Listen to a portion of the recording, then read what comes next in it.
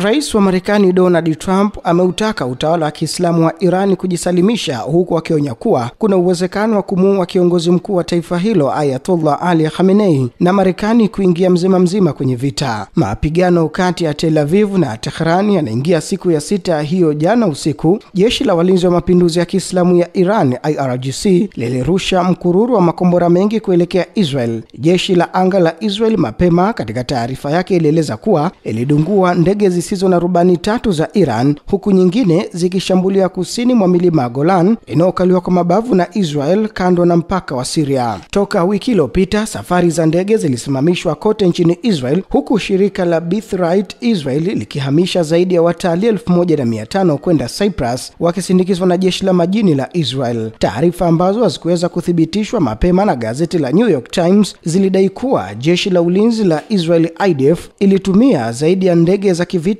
50 kushambulia malengo mbalimbali nchini Iran usiku wa kuamkia leo. Jeshi la anga la Israel linahofia kuwa Iran inaweza muda wowote kushambulia uwanja wa ndege wa kimataifa wa Israel wa Ben Gurion mjini Tel Aviv.